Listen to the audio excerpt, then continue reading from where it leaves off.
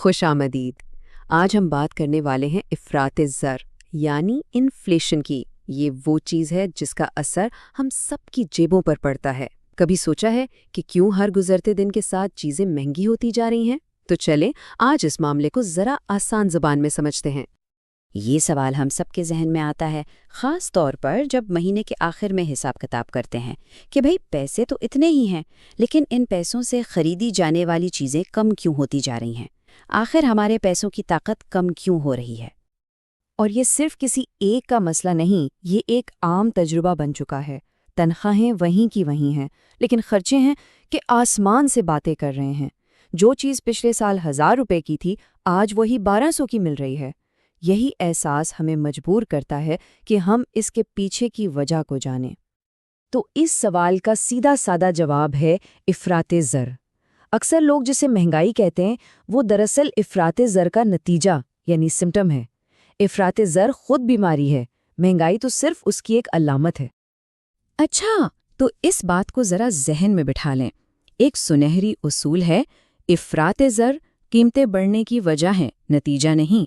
یہ ایک چھوٹا سا فرق ہے، لیکن یہ پورے موضوع کو سمجھنے کے لیے بہت ضروری ہے۔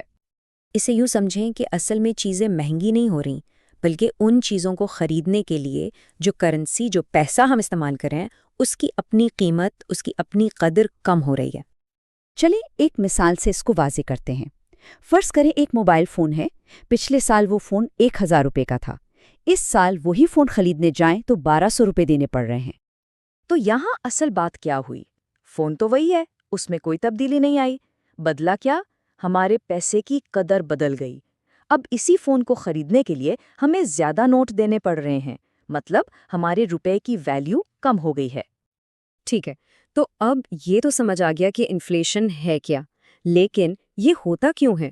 آخر ہماری کرنسی کمزور کیوں پڑ جاتی ہے؟ آئیے اب ان 5 بڑی وجوہات پر نظر ڈالتے ہیں جو اس کی ذمہ دار ہیں۔ تو وہ کون سی بڑی وجوہات ہے؟ سب سے پہلے ہے شرح سود میں کمی، پھر ہے ضرورت سے زیادہ پیسے چھاپنا، تیسرا لوگوں کی طرف سے چیزوں کی ڈیمانڈ کا بڑھ جانا، چوتھا ہے تجارتی خسارہ، اور پانچواں ملک میں سیاسی عدم استحکام۔ چلیں ایک ایک کر کے ان سب کو دیکھتے ہیں۔ پہلی وجہ، شرح سود میں کمی۔ جب بھی ملک کا مرکزی بینک سود کی شرح کم کرتا ہے تو باہر کے سرمایہ کاروں کو یہاں پیسہ رکھنے میں فائدہ نظر نہیں آتا۔ وہ اپنا پیسہ نکالنا شروع کر دیتے ہیں۔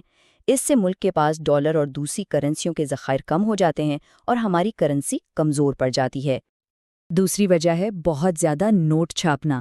جب مرکزی بینک بہت زیادہ پیسہ چھاپ کر مارکیٹ میں ڈال دیتا ہے اور قرضے بھی سستے کر دیتا ہے تو بازار میں پیسوں کا ایک سیلاب آ جاتا ہے، اور اصول یہ ہے کہ جب کوئی چیز بہت زیادہ ہو جائے تو اس کی قدر گر جاتی ہے۔ یہی حال پیسے کا ہوتا ہے۔ تیسری وجہ بھی اسی سے جڑی ہے۔ جب لوگوں کی جیب میں زیادہ پیسہ آتا ہے تو وہ زیادہ خرچ کرنا شروع کر دیتے ہیں، وہ زیادہ قیمت دینے پر بھی راضی ہو جاتے ہیں۔ مثال کے طور پر، اگر پہلے ایک گھر میں 5 کلو دودھ آتا تھا تو اب لوگ کہتے ہیں 8 کلو لے آؤ۔ جب ڈیمانڈ بڑھتی ہے تو دکاندار بھی قیمت بڑھا دیتا ہے۔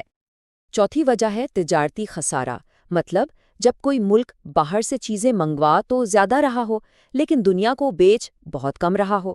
اس سے ہوتا یہ ہے کہ ملک کا پیسہ جیسے ڈالر باہر زیادہ جا رہا ہے اور ملک میں آ کم رہا ہے۔ اس سے بھی کرنسی پر بہت دباؤ پڑتا ہے۔ اور پانچویں وجہ ہے سیاسی عدم استحکام۔ سیدھی سی بات ہے، جب کسی ملک کے سیاسی حالات ٹھیک نہ ہوں، حکومتیں آتی جاتی رہیں، تو باہر کا کوئی بھی سرمایہ کار وہاں پیسہ لگانے سے ڈرتا ہے۔ جب اعتماد ختم ہوتا ہے تو کرنسی کی قدر بھی گر جاتی ہے۔ اچھا، وجوہات تو ہم نے دیکھ لی ہیں، لیکن اس کا ہماری زندگی پر، ہماری انڈسٹریز پر کیا اثر پڑتا ہے؟ یہ بالکل ایک لہر کی طرح کام کرتا ہے، ایک جگہ سے شروع ہوتا ہے اور پھر ہر طرف پھیل جاتا ہے۔ سب سے زیادہ اثر جن صنعتوں پر پڑتا ہے ان میں تیل اور توانائی، خوراک، ٹرانسپورٹ، تعمیرات اور مینوفیکچرنگ شامل ہیں۔ اور یہ سارا سلسلہ اکثر تیل اور توانائی سے ہی شروع ہوتا ہے۔ اسے سمجھنے کا ایک بہت سادہ سا اصول ہے۔ جب پیٹرول مہنگا ہوتا ہے تو ہر وہ چیز جو ٹرکوں، ٹرینوں یا جہازوں کے ذریعے ایک جگہ سے دوسری جگہ لائی جاتی ہے وہ خود بخود مہنگی ہو جاتی ہے، پھر چاہے وہ کھانے پینے کی چیزیں ہوں یا فیکٹری کا سامان۔ تو سوال یہ ہے کہ ماہرین اس افراط زر کو ناپتے کیسے ہیں؟ وہ 3 بڑے پیمانے استعمال کرتے ہیں۔ پہلا ہے CPI یعنی کنزیومر پرائس انڈیکس۔ یہ دیکھتا ہے کہ عام آدمی کی روزمرہ کی خریداری کتنی مہنگی ہوئی ہے۔ دوسرا ہے PPI جو فیکٹریوں کی پیداواری لاگت کو ناپتا ہے۔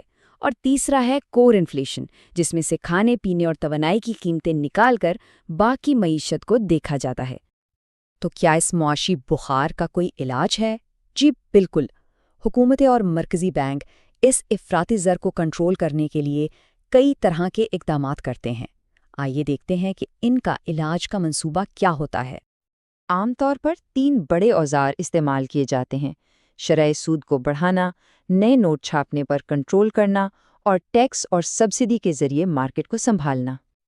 جب بینک شرح سود بڑھاتے ہیں تو ہوتا کیا ہے کہ لوگ اپنا پیسہ خرچ کرنے کے بجائے بینکوں میں رکھوانا شروع کر دیتے ہیں تاکہ زیادہ منافع ملے۔ اس طرح مارکیٹ سے پھالتو پیسہ کم ہو جاتا ہے۔ ساتھ ہی غیر ملکی سرمایہ کار بھی زیادہ سود کے لالچ میں اپنا پیسہ ملک میں لاتے ہیں۔ دوسرا طریقہ یہ ہے کہ حکومتیں عام آدمی کو ریلیف دینے کے لیے ضروری چیزوں جیسے پیٹرول یا کھانے پینے کی اشیاء پر سبسڈی دیتی ہیں، یعنی قیمت کا کچھ حصہ خود ادا کرتی ہیں، یا پھر ٹیکس کم کر دیتی ہیں، جس سے بھی چیزیں سستی ہو جاتی ہیں۔ تو اس پوری گفتگو کا خلاصہ کیا ہے؟ 4 اہم باتیں یاد رکھنے کی ہیں۔ پہلی، افراط زر اصل وجہ ہے، مہنگائی تو صرف اس کا نتیجہ ہے۔